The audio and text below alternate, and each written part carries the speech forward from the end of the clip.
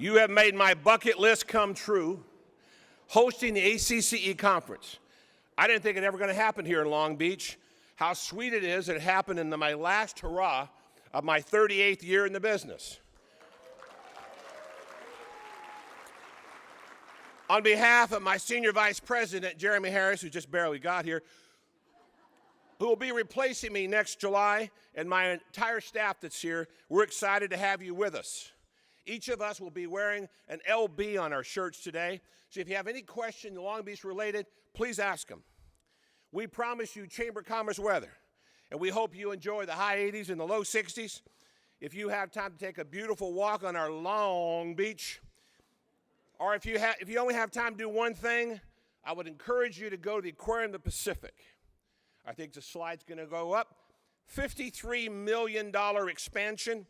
They have a new theater. Check this out. An immersive engagement, 4D experience, 130-foot wide screen, 32 feet tall, called Pacific Visions. It's only a 5-minute walk along the water. Keeping with ACCE custom, we selected 2 charities for you to get to know today and tomorrow. Between 1 and 1:30, Precious Lamb staff and your peers will be at Exhibition Hall, booth 215, to assemble snack and summer activity kits for the homeless children that are 18 months to 5 years. I currently sit on this board and just fallen in love with this charity. Maybe it's because I have 6 grandkids whose ages right now are 12, 11, 10, 9, 8, and 7, and they have almost everything. And these little guys have almost nothing. And that's what drives me, to help them. Also, the Long Beach Ronald McDonald House will have some cool goodies for you. Stop by their booth inside the ACCE booth, and they're doing some good work for children who need to see their doctors at Long Beach Memorial Medical Center. I was on the charter board raising $6 million to open up this beautiful house. We call it the house that love built. And I was also president of that great organization. Thanks again for being with us in Long Beach. It's great to have you here. Now it's my pleasure to turn over the mic to the president and CEO of the Daytona Regional Chamber in Florida. Give it up for Nancy Kiefer.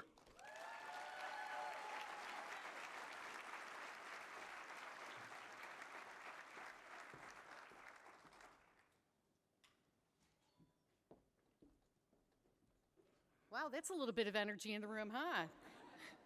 Thank you so much, Randy. What a great city you have here. We had such a fabulous time last night. Thank you for the reception to your partners and everybody who made last night possible. Wasn't it a great way to really kick off this convention? Before we move into the annual meeting, I do want to take just a minute. You heard Randy talk about his retirement after nearly 40 years of service to our industry. Thank you, Randy. Randy's been very active in ACCE. And the Major Cities Council. So we appreciate all you've done and wish you the best of luck as you move into your next phase of retirement. I'd also like to recognize David Atkinson. I don't know if David made it into the room today. David is with the Kentucky State Chamber. Last night, yes, give him a big round of applause. Last night, his fellow Chamber Kentuckians celebrated him along with his staff, and he's an incredible individual. We wish him the best of luck as all past chair of this association. So now I'm pleased, by the way, I am Nancy Kiefer, and my title is immediate past chairman of ACCE. You always forget to introduce yourself, so. I am pleased to call the annual meeting to order. And the first order of business is you'll find a copy of the minutes on the table. I would ask for a motion to approve. Motion on the floor, a second. Thank you very much. All in favor? Minutes are passed. Thank you. Have a wonderful annual meeting. Please join me in welcoming the new leadership slate for ACCE. The board has approved this talented and committed group of leaders that you are seeing on the screen during yesterday's meeting. I'm also excited to present the new board of directors who were voted on by all of you in June. The member engagement has been a very big focus for us this year. So many of you responded to the board vote and when the ballot went out that it actually took the chamber website down. Isn't that amazing? If that doesn't tell you what engagement is going on here at ACCE, nothing else will. I want to thank Jay Cheshire for chairing the nominating committee. Jay is with the Little Rock Regional Chamber, and he's done a great job looking at the diversity of our communities and of our region and putting together a wonderful slate. So our association is in great hands with a wonderful group of leaders who will be taking us into the next century. So thank you. I also want to take a moment to recognize the talented and committed professionals who are celebrating 25 years in the chamber business. You can see their names scrolling right now. If you're one of the 16 execs that are in the room this morning, please stand up and be recognized.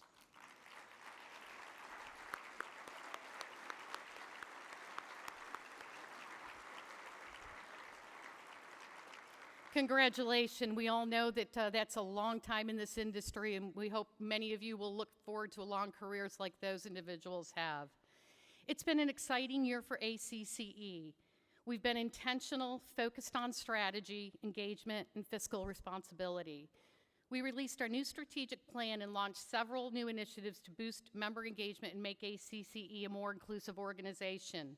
We streamlined and broadened the board nomination process to increase the pool and diversity of our board and encourage self-nominations for the first time. We created a member engagement survey to increase participation in our CEO peer networks, engage chamber staff professionals in more meaningful ways, and showcase volunteer leadership opportunities with the association. We dissolved outdated board committees and established 2 new groups aligned with our strategic initiatives. One of those groups will identify critical trends and help chambers anticipate disruptive shifts. And the other will identify the skill sets chamber executives need to engage the public sector and create the cross-sector partnerships needed to advance meaningful change. The ACCE's Foundation Scholarship for Leadership Diversity program is working with 8 outstanding emerging chamber leaders to prepare them for the CCE program. And I know we have several in the room. Would members of the current cohort please stand and be recognized?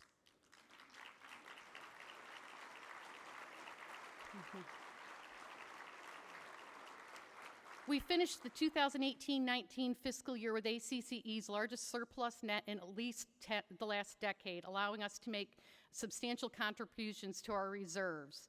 And our membership retention rate remains at over 90%. I think that's fabulous for this organization.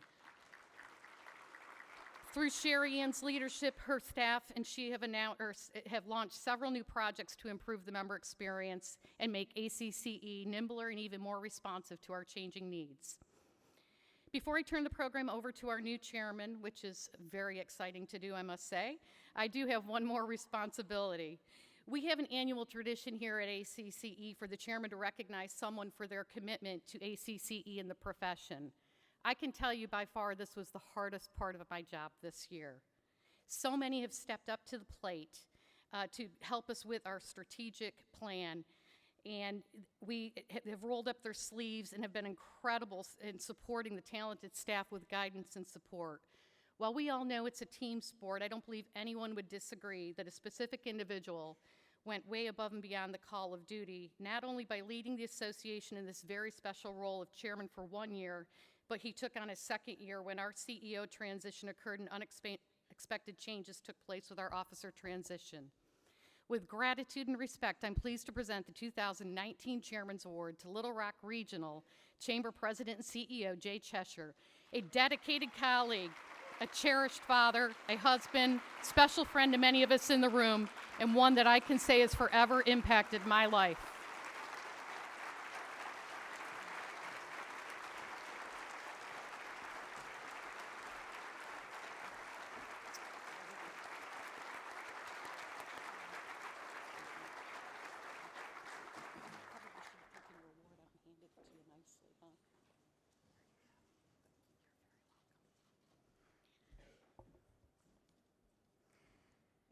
As I step down as chair of the most wonderful association of chamber professionals, I want to remind everyone that it was nearly 30 years ago that I sat in the audience as you are, in awe of this profession and soaking up all the advice and ideas that were generated by our speakers and our peers. I found mentors, many as a matter of fact, that saw things in me I didn't see in myself. They encouraged me to be bold and creative, creative.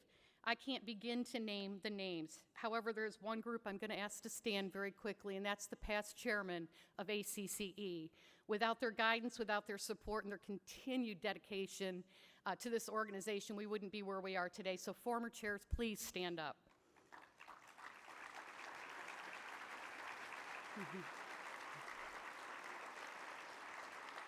I have made lifelong chamber friends that have become family, and many of my peers from the 3 states I had the privilege to serve, New York, Pennsylvania, and Florida, are here today. Thank you.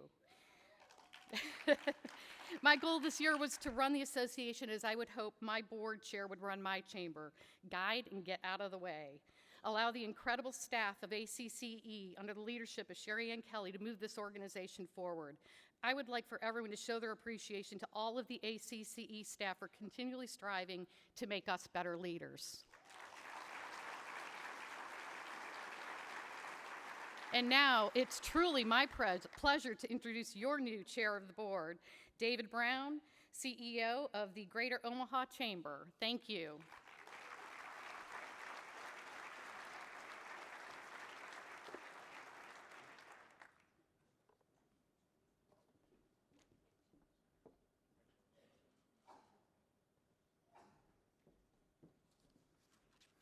Good morning.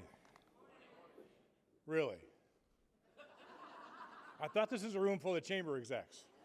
How many of you do morning meetings at where you work? Let's try that again then. Good morning.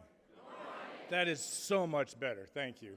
So I'm David Brown, President and CEO of the Greater Omaha Chamber, and I got to tell you, I never thought I'd be standing up here in front of this group as the new chairman of ACCE. It's an honor to be here. Before I go into my 40-minute speech, though, I wanted to make sure that we took some time to recognize the work that Nancy has done as chairman.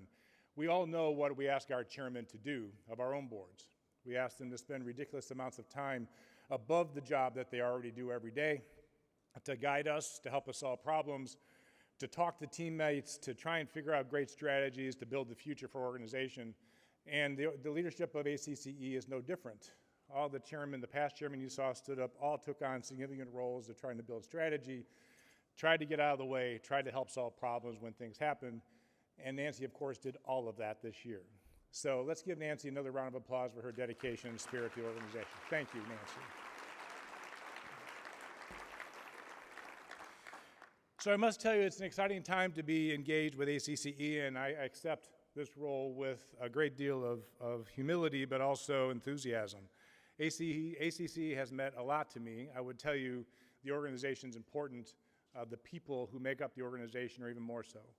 I have lifelong friends in this organization that really mean a lot to me, both in my career and in my personal life, as this becomes one of those annual sojourns that you just don't want to miss, because there'll be people here that you only get to see a couple of times a year, and this is the place to do it. So I'm very pleased to do this. I've been in the chamber business now for 37 years, 30 of those as a CEO, which means I've been somehow in organizational leadership for a good bit of that time. But I didn't recognize the difference between organizational leadership and community leadership until really I started spending time during my stint to the Greenville, South Carolina Chamber, and then now for almost 16 years at the Omaha Chamber. So chambers, I believe, are the logical place where community leadership and community building initiatives begin and endure. Chambers are always there. They outlast city, county, regional, state, and federal leaders who come and go with elections.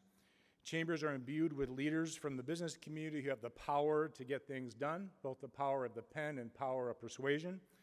Chambers are the place where disparate groups are convened, where goals are set, where collaboration can be planned and can be executed.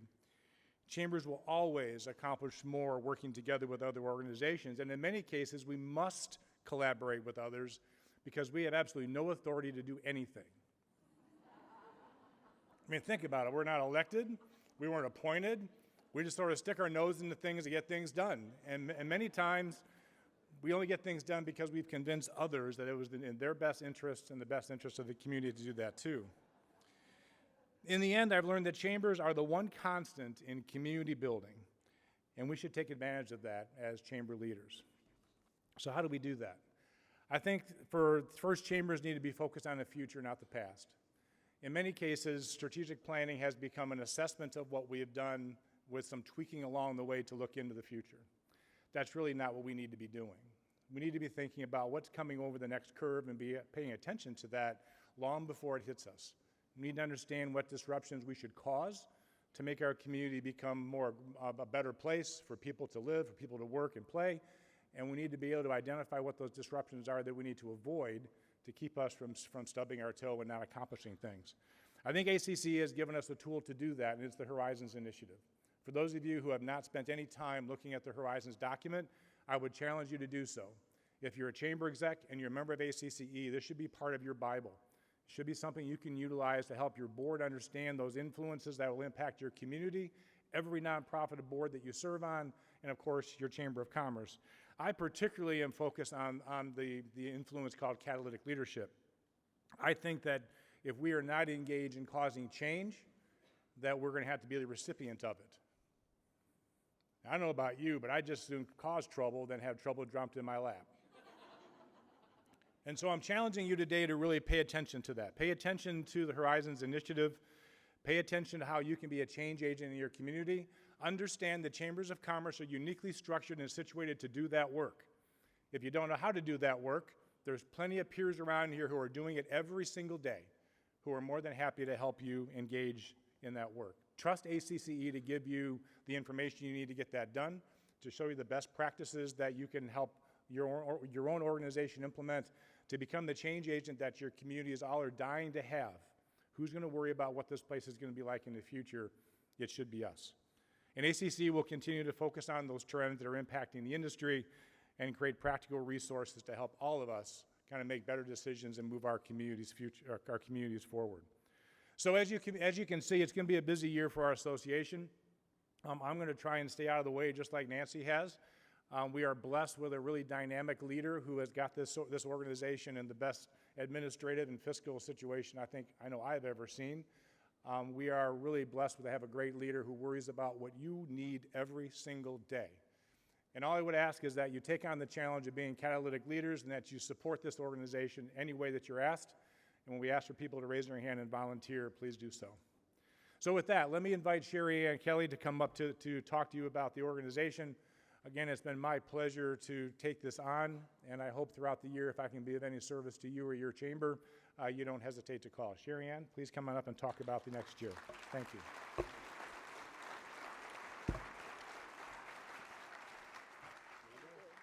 you. Good morning.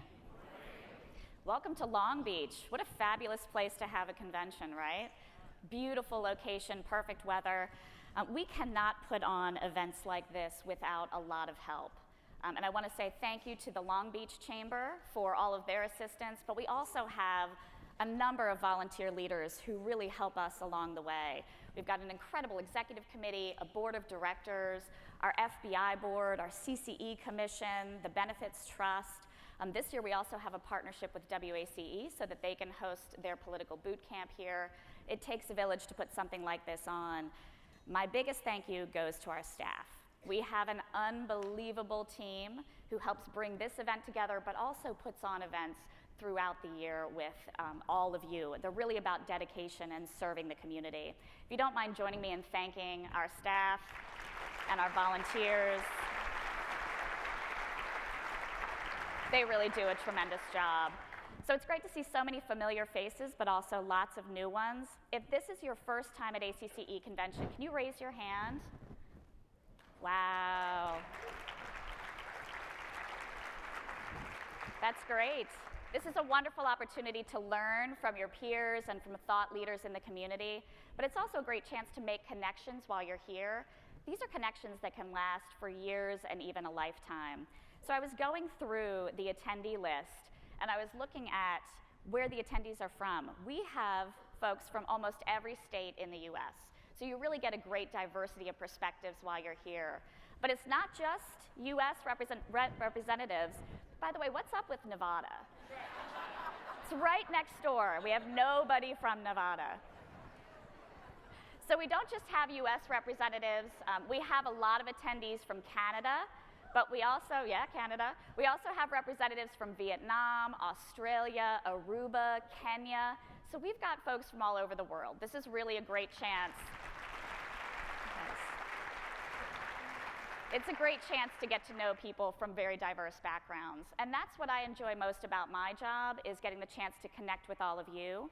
I've spent a lot of time out on the road, getting to see chambers in action, meeting your teams. It's been one of my favorite parts of my job. So in the last 2 years of being in this position, I've been to 27 states. So if you are in a yellow state on this map, it means that I have not met you yet, but I want to. So please reach out to me. I'd love to get the chance to connect, hear about the great work that you're doing, and meet your team to see how we can be of more assistance. So if you're yellow, come find me later. So you heard a little bit about some of the exciting things that we've done at ACCE. What I want to talk about today, just highlight a few of the things we've done recently, talk about some of the good stuff that we have on the horizon, and then at the end of the presentation, share a couple of trends that we're seeing in the chamber community. So you heard about our strategic plan that takes us through 2022. There's a lot of information about this on our website, so I won't go through it today. But again, just wanted to hit some of the highlights. The plan is really all about being very chamber-centric and making sure that we're delivering the best possible service that we can to you. We also want to be forward-leaning. We want to try to anticipate the trends that are coming so that we can help prepare you better to deal with the shifting dynamics that we have. So one of the great things we did this past year, which you heard about, was our member engagement survey. We had tremendous participation with that, and it really helped increase the participation that we have in some of our peer groups. So if you're a CEO and you want to connect with other CEOs of similarly sized chambers, we've got a group for you. Or if you're a professional that deals in membership, event planning, government relations, workforce and talent pipeline, we have a peer group for you as well. And we really want everybody in this room to get engaged and to be a part of all the activities that we're working on. So there's a lot of information on our website. We hope that you'll plug in. And if you have any questions, just find somebody on staff. We'd be happy to let you know other opportunities for you to be involved. This past year, ACCE's foundation also had a great year. They put together a new strategic plan that helps align the foundation with our association. And the foundation does great work. They offer scholarships. This year, we graduated our 5th cohort of the Education and Talent Development Fellowship, which is a really great deep dive learning opportunity. And we also had our first fellowship around healthy communities, which I'll talk a little bit about in the trends component. Many of you are familiar with our Certified Chamber Executive certification. This is a really great opportunity to just showcase your knowledge in the field. What we're changing this year is we're trying to elevate the profile of CCEs. So these are some of the best and brightest individuals in our industry, and we want to make sure we showcase the great work that they're doing. But more importantly, we want to make sure people outside of our industry understand what CCE really means. So we're already talking with national headhunters to let them know if you get an application from somebody with CCE after their name, they're going to be just a cut above the rest of the other candidates who are applying for senior level and CEO positions. So we're really trying to get the word out about CCE. My favorite statistic from this past year was membership. So this year, ACCE's number of members is the highest it's been in the organization's 105-year history.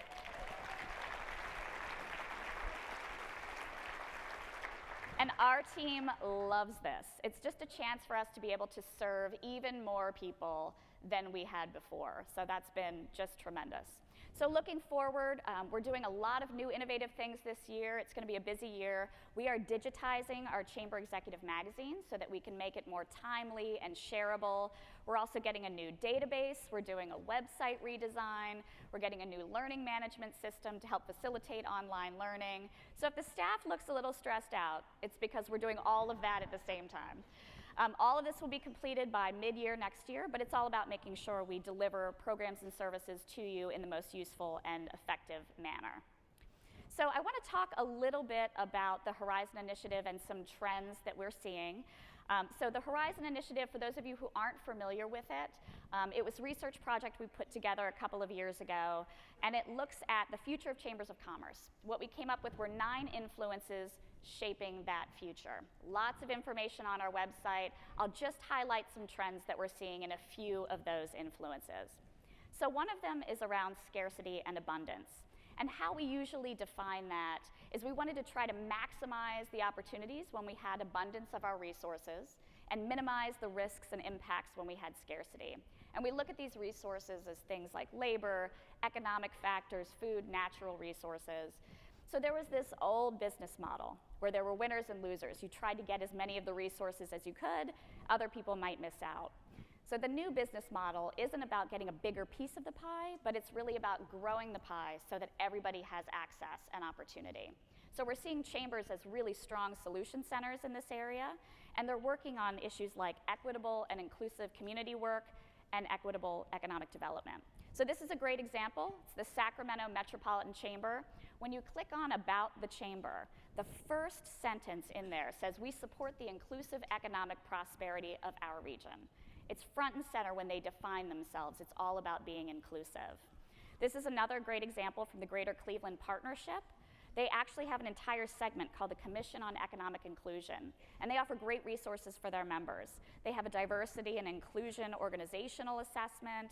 They offer a best practice library so businesses can learn from each other on how to improve their diversity and inclusion. And they also offer customized consultation to help advance the members of their community and make sure they're doing a good job here.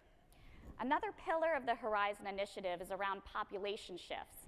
And there's a very similar causation between population shift and what we were just talking about on inclusivity. We look at population shift very broadly. Your regions are changing: age, race, gender, religion, and we have to change our strategies to meet some of those changing dynamics. It's bringing up a lot of issues of equity, but also diversity and inclusion is taking center stage at a lot of our chambers. Great example from the Knoxville Chamber. They have 3 different categories where they really involve diversity and inclusion. They have a diversity champions program, CEO summits to educate business leaders, and they also have a great mentoring program as well. The Cincinnati Regional Chamber is tremendous in this area. Inclusion cuts across everything they do, from their mission all the way down to their tactics. In fact, they take inclusion so seriously, they have a podcast called The Inclusive Chamber. It's absolutely tremendous. They have programs that build cultural competence. They have something called the Cincinnati Compass that's an immigrant portal that connects vendors and suppliers that are run by companies that are run by immigrants. They have a minority business accelerator and lots of toolkits to help their employers with employee groups and diversity. One of the other pillars of the Horizon Initiative is resource alignment. And this is really about making sure that your mission is a higher purpose. Are you solving the biggest challenges in your community? Whether it's economic development, workforce, public policy issues, but then are all of your resources aligned to that mission? So this is forcing, I think, some chambers to rethink their membership model, and we're seeing a really interesting trend where chamber foundations are playing a much larger role in how you resource the work that you're doing. So we actually surveyed some of our chambers that have foundations, and we asked, what kinds of initiatives are you running through the foundation? 58% said education initiatives, but there are lots of other ways that you can use your foundation as well. 55% said leadership programs. They also run workforce and talent initiatives, entrepreneurship, scholarships, economic development, lots of different ways to try to engage your community. What's wonderful about a foundation is it's a lot easier to get a $50,000 grant than it is to try to fill that with membership dollars. So if it's an intentional and thoughtful foundation, it can be really, really strategic. So this is the Chapel Hill Chamber. They have a foundation. Good example here, they have their inner city visits funded through it, their leadership conference, as well as their leadership training. The Houston Northwest Chamber Foundation, they have a number of initiatives that are run through there. They have scholarships, a Green Medians project, something called Grow Northwest that really focuses on some of the biggest issues in their community. And they also had a Hurricane Harvey relief fund. The last piece of the Horizon Initiative that you heard David talking about, catalytic leadership. We're seeing some really interesting trends here as well. And when we talk about catalytic leadership, it means being sort of a change agent in your community. We're seeing a lot of chambers taking on these very large, holistic strategic plans, building some uncommon partnerships to accomplish goals. My favorite part about this is healthy communities. This is a new sort of mission that we're seeing a lot of chambers engage in. And when you define community health, you can define it any way that your community really needs. So some really good examples here. The Longview Chamber in Texas, They have something called their Healthy View Initiative. They've got 5 core areas that they focus on. It's physical health, emotional, financial, career, and community health. And that's a big part of what's driving their mission right now. This is a good example from the Greater Chambersburg Chamber of Commerce in Pennsylvania. They're taking on a really critical issue in their community. It's mental health and access to mental health resources. So one of their biggest challenges is teen suicide. And this is an area that you'd never see chambers normally get involved in. But they're taking a lead on how do we make sure everyone has the right kind of access to critical components like that. The Ohio State Chamber is taking on the opioid epidemic, and they provide very useful toolkits to employers in their region, again, all under this Healthy Communities umbrella. So those are just a few of the trends that we're seeing. Again, our strategic plan is all about trying to stay a little bit forward-leaning to help you adjust to some of the changing dynamics that we're facing. I know you've all downloaded the app. There's great engagement there. If you're on other social media platforms, this will be our hashtag. I hope you'll all stay in touch with me long after this convention. But I just wanted to end by saying thank you all. You all do so much tremendous work in your communities, and we are grateful to be able to serve you. We're always have an open door, and we'd love to hear any new ideas you may have on how we can be of better service. So enjoy the convention. Thank you so much, and I hope you have a great rest of the day.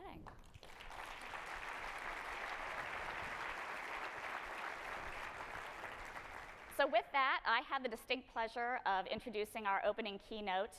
The first time I heard Henry Timms speak, I was in this tiny little room in Washington, D.C., and he finished his presentation. It's before he'd even written his book. I went racing up to the podium afterwards with my business card, and I said, I'm Sherry Ann Kelly, you're gonna remember me because I'm gonna ask you to speak. And I've done it multiple times. He's just an absolute thought leader in this industry. For those of you who don't know, he co-authored the international best-selling book. It's titled New Power, How Anyone Can Persuade, Mobilize, and Succeed in Our Chaotic, Connected Age. If that doesn't talk about everything we're trying to accomplish in our jobs, I don't know what does. He is the co-founder of #GivingTuesday, which many of you know as a sort of catalytic event that helps drive community philanthropy. He is the former president and CEO of the 92nd Street Y, and he was actually credited with taking that 144-year-old organization and innovating it to the point where it was named Fast Company's Most Innovative Companies list after he joined the organization. In his current role, he's president and CEO of the New York City's iconic Lincoln Center for the Performing Arts, and he's going to talk about the shifting power dynamics, how they impact our chambers, our communities. I think you'll really enjoy this morning's presentation. So welcome, Henry Timms.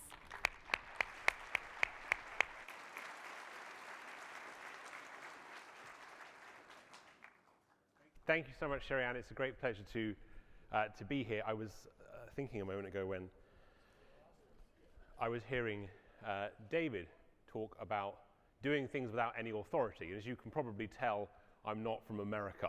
So, and so I'm new to America. I've been here for 12 years. And one of the things I think about when I think about America is rooms like this and groups of people like this. And people who don't essentially have the formal authority to do things, but people who roll up their sleeves and simply improve the state of communities and improve the state of the country. And if you look back long before visitors like me came to America, people like Alexis de Tocqueville came to America. And when Alexis de Tocqueville came to America, of course, his famous comment was, this was a nation of joiners. The great thing that inspired him was he would see around the country the thing that David mentioned today, this idea of people rolling up their sleeves and coming together to collectively solve the problems of the moment.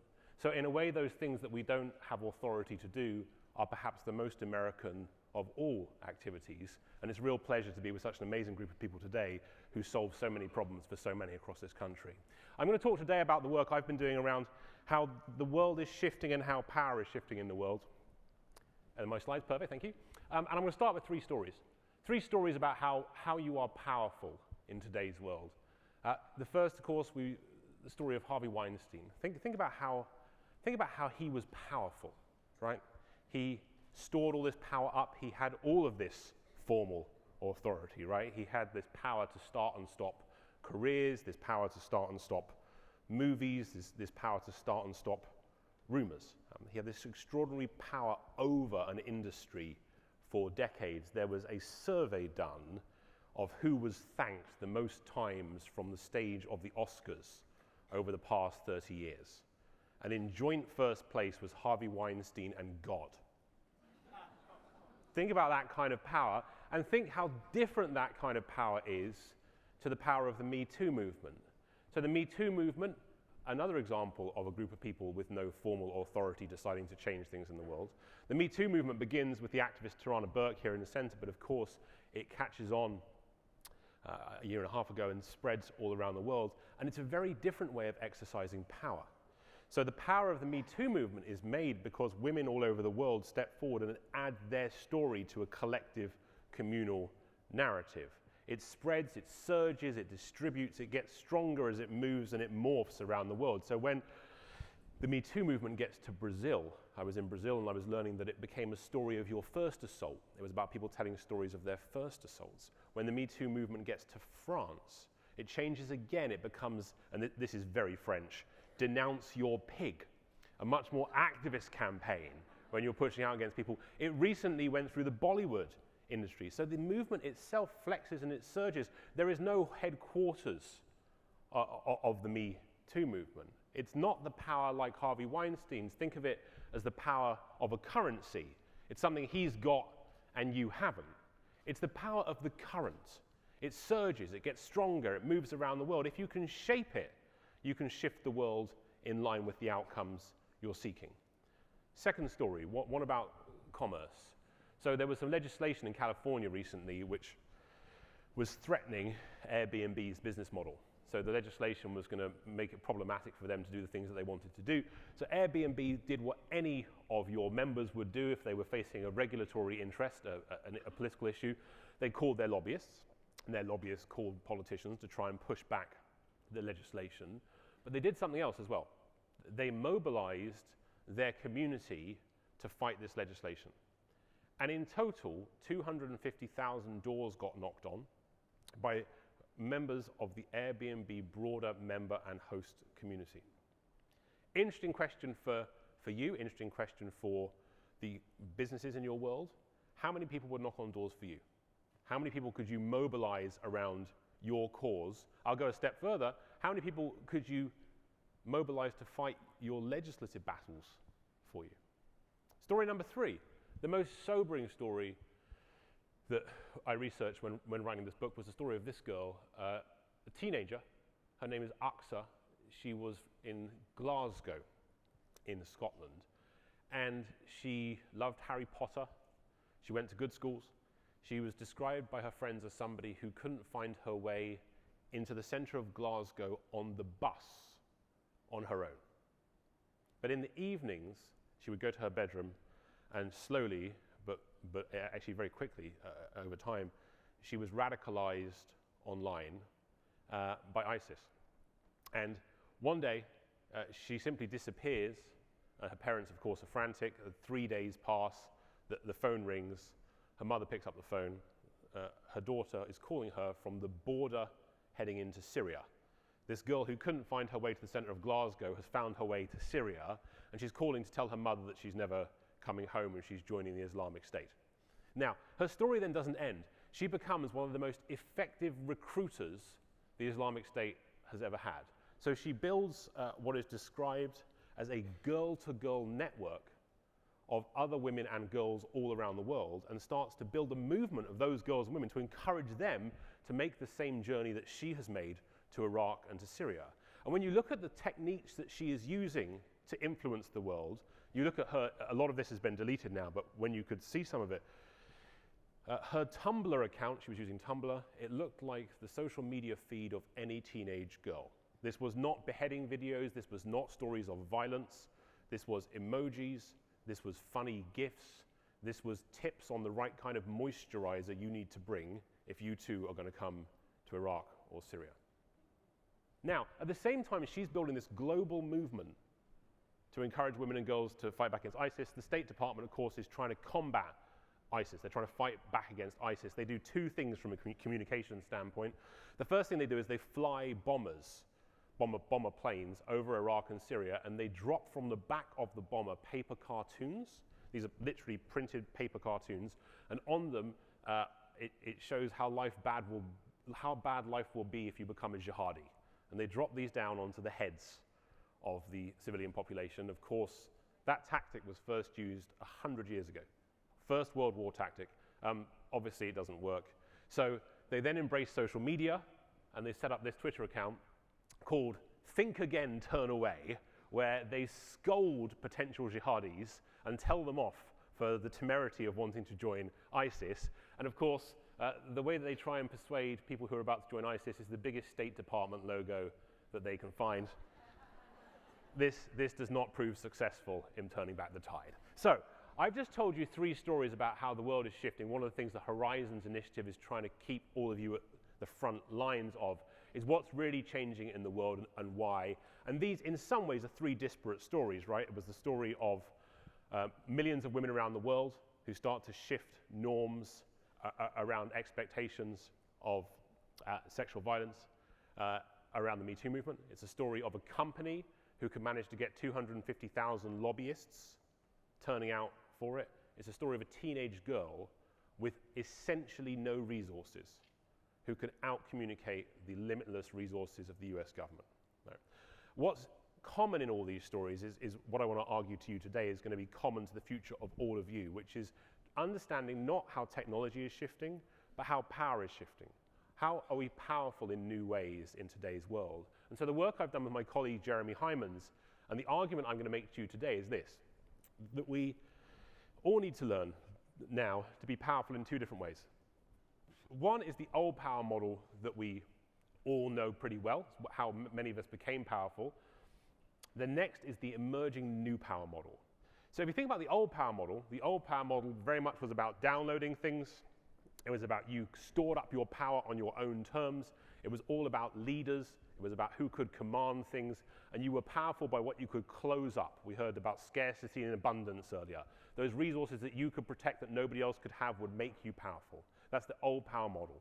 And think what's different today is also the emergence of the new power model, where power is not held by few, but made by many, where the powerful people work out how to get people to upload, not simply work out how they, the leaders, can download, where we open things up rather than closing things up. It's the difference between power as a currency, it's something you own, and power as a current.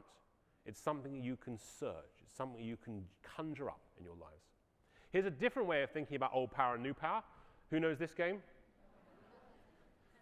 Tetris. This is the #1 game of the 20th century. I have a conspiracy theory on Tetris. Does anyone know who invented Tetris? The Russians.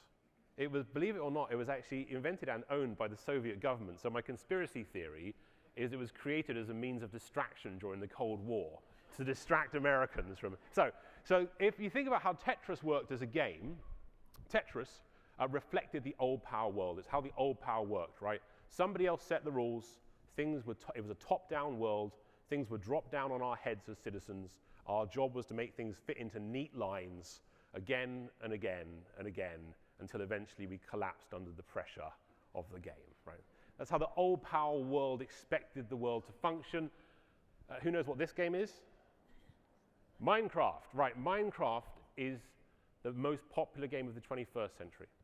Interesting, both block-based games. They're both games where people are building with blocks. But the differences in the dynamics reflect the difference between old power and new power. So Minecraft, if you don't know it, there are no rules to Minecraft. It is a completely open game where people around the world decide what they are going to build together. So if you come across a 13-year-old and she's playing Minecraft, she will likely be playing with 6 different people, 5 of whom she will have never met before from countries all around the world. They will have given each other's roles to play, and they will be building things on their terms and not on yours. This, believe it or not, is a house here on Long Beach built in Minecraft. So, a generation of people who thought the world was going to operate like this are now doing battle with a generation of people who think the world should operate like this, and many of us are stuck in the middle. So the way we wanted to kind of double down on this was to say, okay, if you think about this old power world and this new power world, you can actually identify 2 different mindsets. What we think of as the old power mindset and the new power mindset. And these are just different ways of approaching the world, and I think they're things we all need to understand. So in the old power world, we cared about things, and this will be very familiar. I think, to many of you in this room, right? Think about the things that we bias, the things that we put front of the list. We thought about things like expertise, confidentiality, competition, formal representation, managerialism, long-term affiliation. Kind of the associative life of this country was built on this set of old power values. So were our institutions, so were our houses of worship, so were our schools, so was our government, right? We built our institutions on a set of old power beliefs. But what's emerging now with a generation of people who have this kind of inalienable right to participate, they expect to participate, is this new power mindset. So the new power world values things like transparency, like collaboration, like this do-it-ourselves maker culture, a much more informal approach to governments and decision-making, and often much shorter-term affiliation. We're seeing these surges of new power rise time and time and time again. It's no coincidence that the 3 biggest protests in American history have been in the last 3 years. 3 biggest protests in American history have been in the last 3 years. We're seeing this surge all around the world. So this is the moment I want to say something I think is really important, and especially important for this group. My argument to you today is not old power is bad and new power is good. Right? That is not my argument today, and let me give you 2 examples. Think about expertise, right? Just as a value, right? People believing in experts. Right now, many of your members are experts, many of you are experts. Experts are losing a battle right now, right? Across the country, experts are trusted a lot less than they used to be. In England, the Brexit campaign was all about we've had enough of experts. People were done with experts and institutions. We've had this real problem, this kind of crisis of expertise. But when have we needed experts more than we do right now? Right? When do we need people who actually know what facts are, who know what truth is, who care about science, who care about evidence? The group of people who actually are going to bring those to the table, those voices couldn't matter more than they do right now. But one of the problems with expertise is that we haven't got the right amount of science, or that we haven't got a right amount of peer-reviewed papers, or we don't have the right amount of symposiums. The problem is the people who have those skills aren't communicated effectively in a new power world. I'll give you another example from my own life. This is actually going to be a moment of radical transparency. I will tell you about something personal. I had my appendix out last year in April.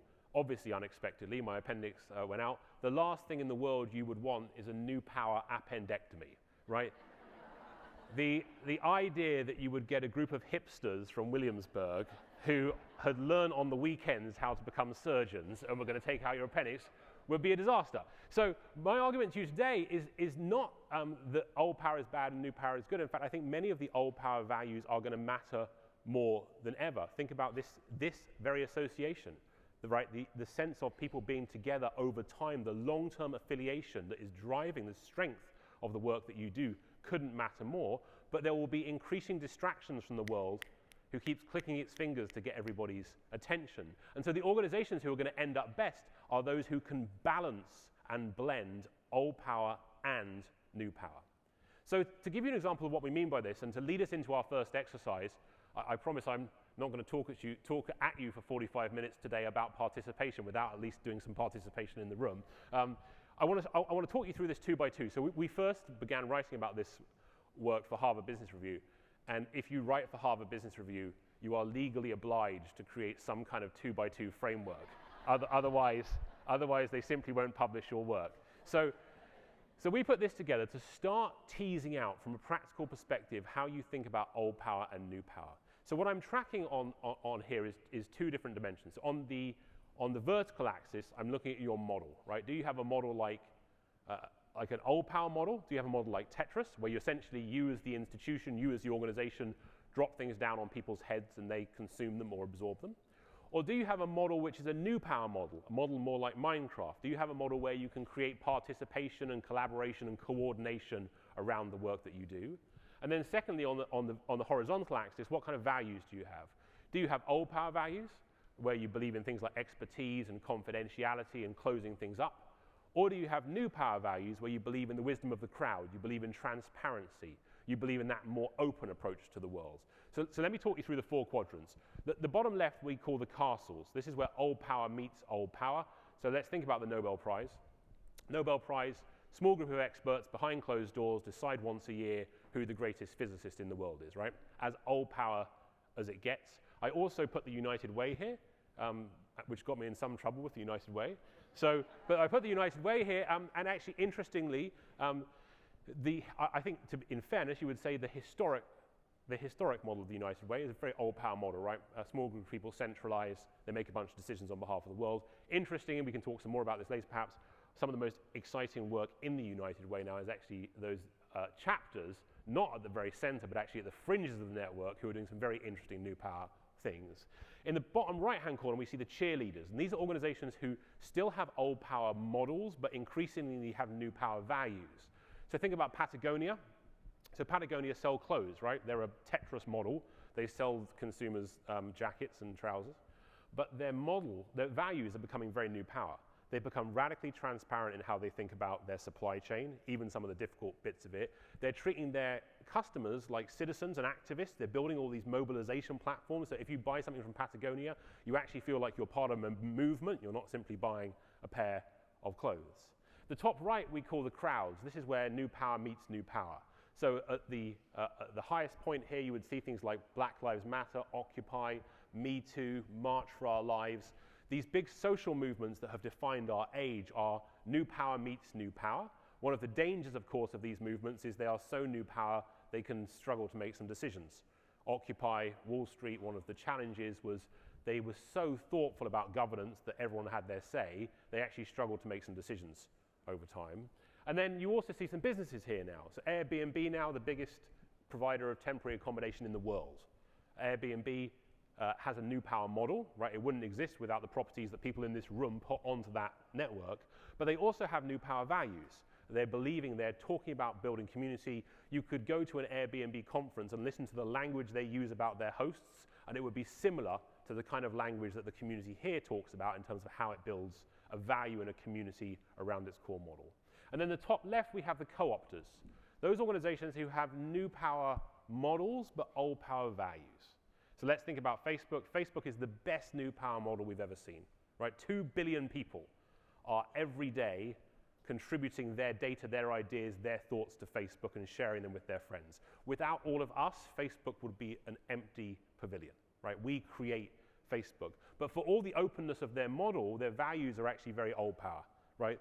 The governance is very cloaked. The algorithm is hidden from us. That algorithm will change all of your lives today.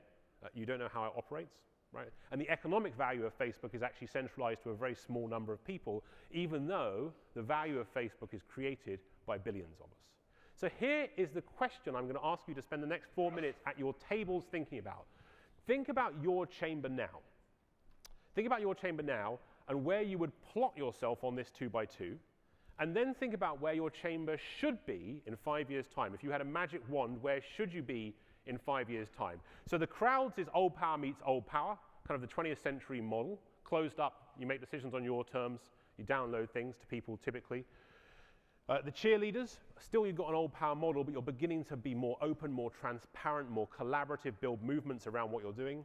The crowds, much more new power in the sense of both the values and the model are being distributed. You're sharing more ideas with more people. And the co-opters, organizations who have new power models, but actually you have old power values. So 4 minutes at your table, I'm looking for 2 marks here. 1, where you are right now, and 2, where you should be in 5 years' time.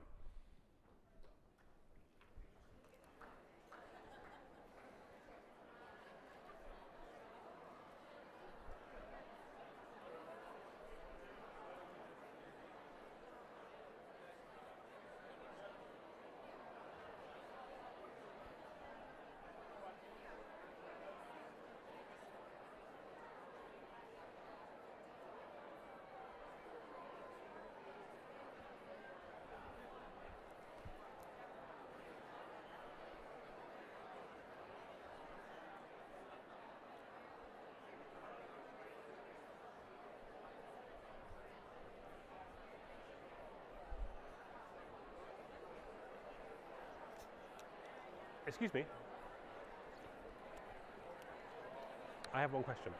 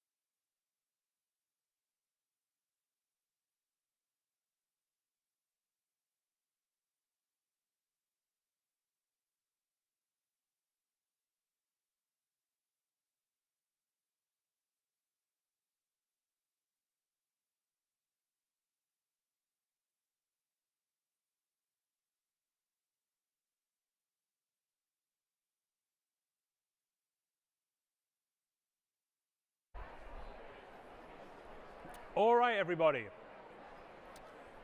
Okay, ladies and gentlemen. This is when old power works better. I've got this hammer here as a symbol of old power, ready to gavel you to order. All right. So let's do a quick poll of the room. Who here right now, hands up please, who here right now thinks of themselves as a co-opter? Do we have any brave co-opters in the room? 2, welcome, nice to see you here. Always good to have 2 co-opters with you. Who here is thinking of themselves as a crowd? Any crowds? Half a crowd. So we've got 1.5 crowds, 2 co-opters. Who here is thinking about themselves right now as a cheerleader? I'm going to go for about 40% of the room. So then, and let's all be proud together, who is currently thinking about themselves as a castle? Who comes to the castle? It's going viral. It's catching on. There's strength in numbers for our crowds. All right, good. Second question. No matter where you are right now, who doesn't want to move to a different quadrant in 5 years' time? Who doesn't want to make a move? Who is happy with where they are for the next 5 years? 3, 4. So statistically, 99% of you, no matter where you are right now, 99% of this room are looking to make a shift from a power perspective from where you are right now to where you need to get to next. And that isn't going to be about technology, right? It's not going to be about the investment in digital. It's not going to be about whether you finally work out how to master Snapchat. It's going to be about a series of questions. It's going to be a series of questions about how you reimagine your relationship with power and how you think through doing that.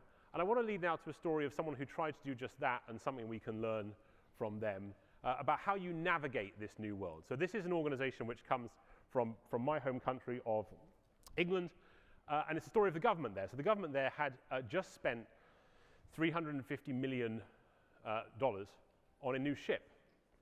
Here it is. And they thought to themselves, it's an Arctic explorer, it was going to explore the Arctic, this was going to be very exciting. And they thought to themselves, we spent $350 million of taxpayers' money on this new ship. We ought to involve the public in this, right? They were thinking in a very new power way. We ought to involve the public in this. So they launched a campaign called #NameOurShip. That was what it was called, #NameOurShip. And they launched this campaign with a press release.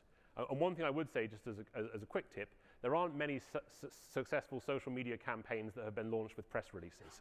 But they issue a press release, and it says on it, we'd like you, the great British public, to help name our ship. Perhaps you'd like to call it something like Endeavour, or Shackleton, or Adventurer. Those are the kinds of names you might choose. That is not what the great British public came up with.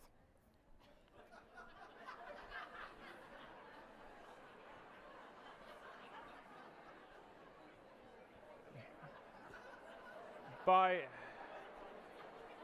some margin,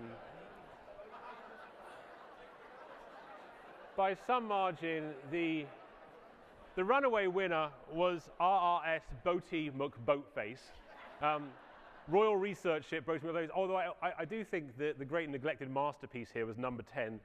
I like big boats and I cannot lie. So this goes viral. This goes viral in every way. It is the talk of the UK. It is covered by the New York Times. It is covered by CNN. Everybody everywhere is talking about this campaign and Boaty McBoatface. In fact, this is the high watermark of public engagement in maritime science in modern history. So much so as that the man who has tweeted this is forced into an apology. So he apologizes to the government in a very British way. I'm very sorry about this. The crowd then turns on him, and he has to retract his apology the next day. So he then retracts it and stands by Boaty McBoatface. So here, for the next 2 minutes at your tables, I'm gonna put you in the middle of this challenge. You are the leadership team of this government agency, right? You are now leading this team. You are stuck between 2 forces. You are stuck between old power and new power. The old power, the science minister, who is your boss, the science minister has gone on record now and says, look, you simply cannot spend $350 million on Boaty McBoatface. Make this go away. The great British public is demanding you announce Boaty McBoatface straight away. 2 minutes at your tables. What are you going to do about this boat? Are you going to name it Boaty McBoatface or not? 2 minutes at your tables. I'm naming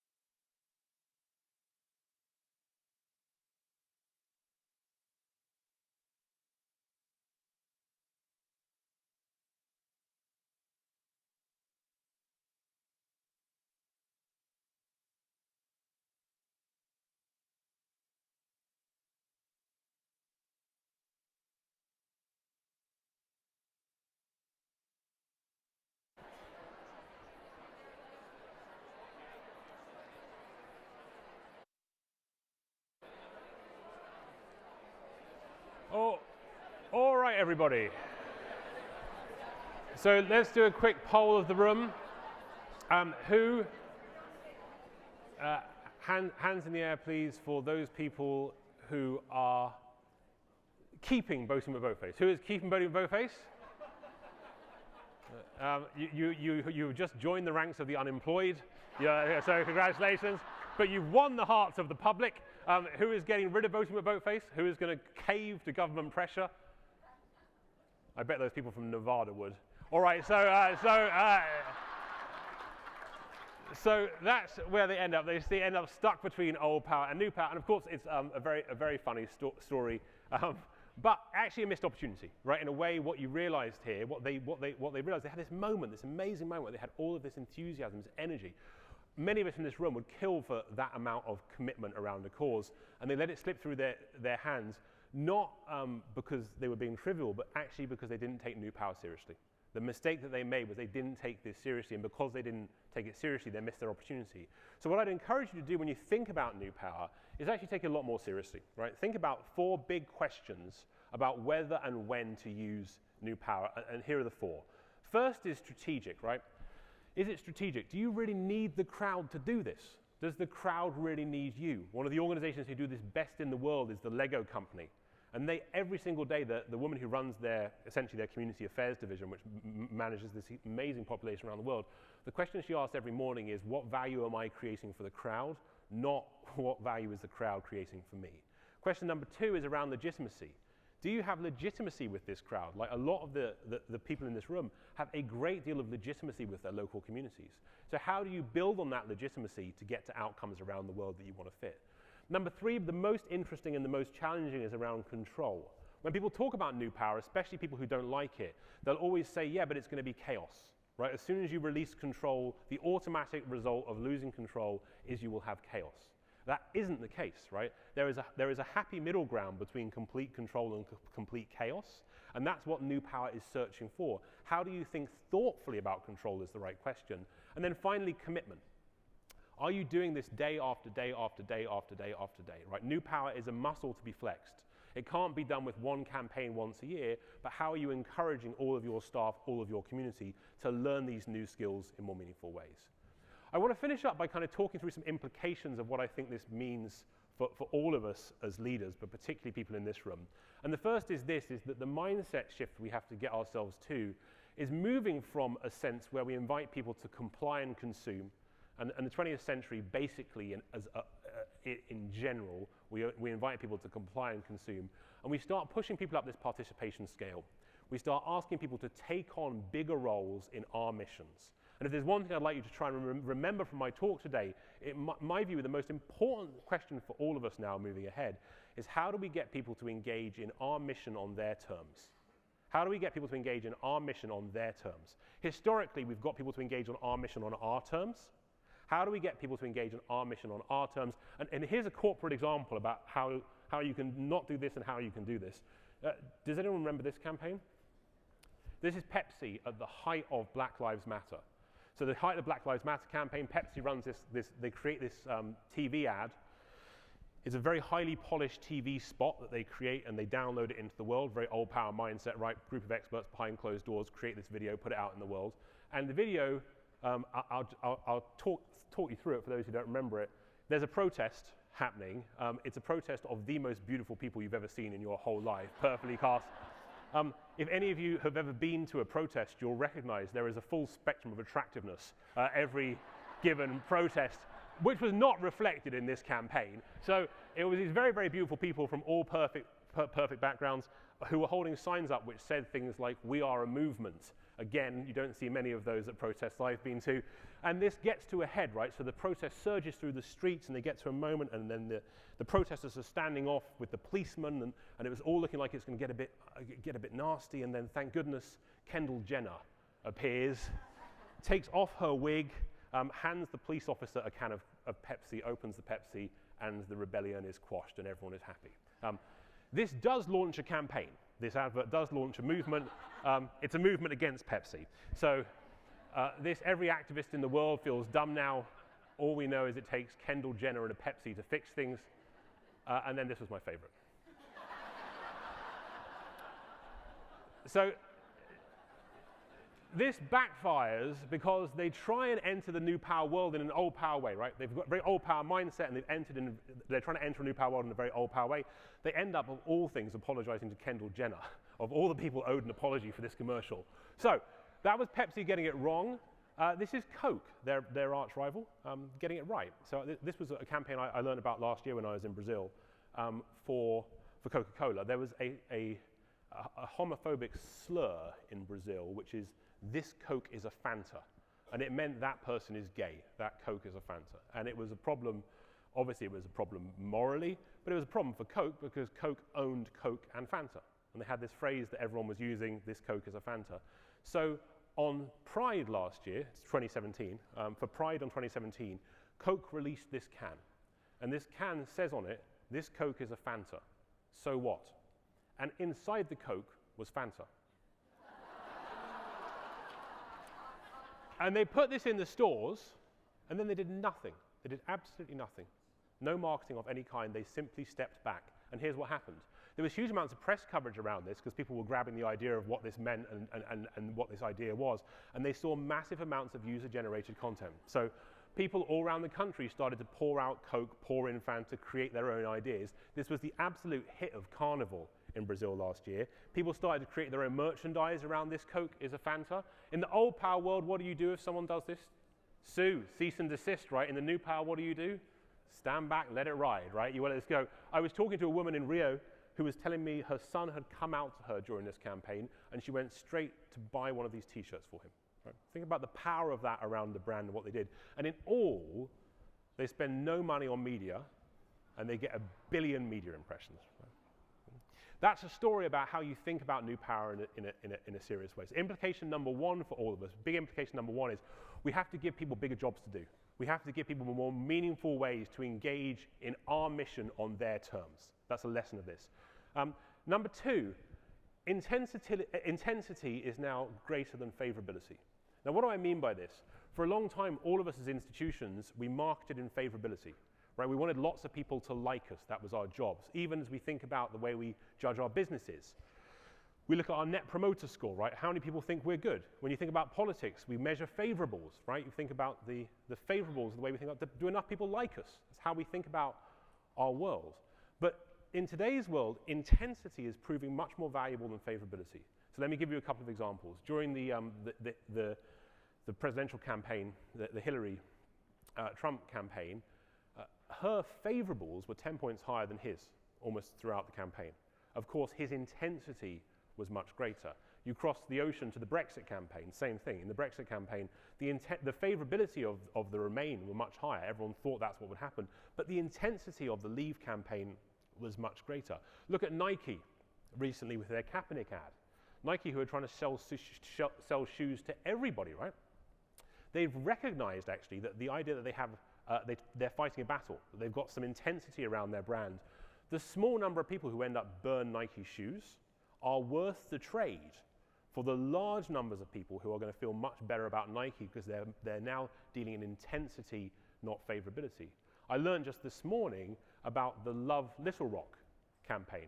Right? The Love Little Rock campaign where they break up with Amazon. Right? Everyone else is trying to bring Amazon to their cities. Little Rock goes the other direction and actually sends them, it's not you, it's me. Is that right?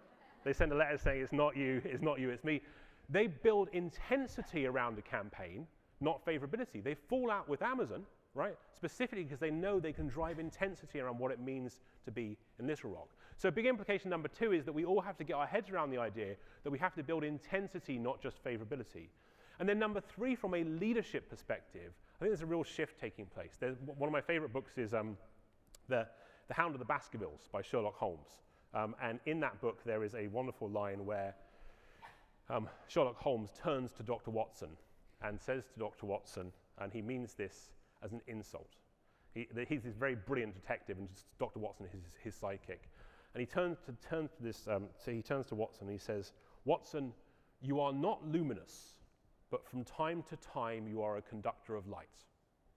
You are not luminous, but from time to time you are a conductor of light. Typically, the way we think about leadership is we think about superstars, right? That dynamic individual whose personal story leads to a breakthrough moment, and then they get their TED Talk, and then the way that they've thought about change transforms the world, right? We look up for these superstars to be our change agents, but the people who change the world right now are not the superstars, they are the superconductors. They are the people who are not good at getting the light absorbed into them, but the light who are good at shining a light and conducting the light of others. If there's one thing I think is alive and well in this room, is this is an association, this is an idea built on superconductors. The work that you do at your best is actually about conducting the work of others, not shining a light on yourselves. The work you will do together in the future is not just conducting the light of your own chamber, but all of the chambers in this room and the collective action you can find. If you look at the through lines in Sherry Ann's speech earlier, just think about the dent you could make in an area like diversity and inclusion with the collective impact of all of the superconductors in this room.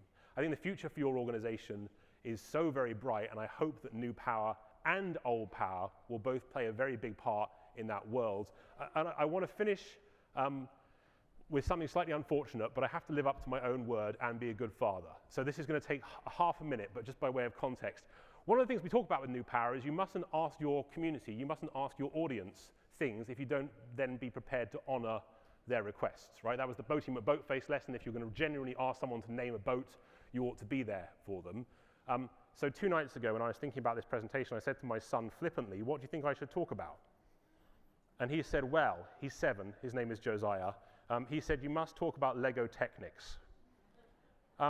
There's Lego Technics. I promised him I would show a slide, so I know many of you here will be parents with children at home. You will understand the need here. So that's the Lego Technic bucket wheel excavator, which is terrific. I strongly recommend it. And he also put together for you a small thank you slide. It's been lovely to be here today. Thank you for the invitation.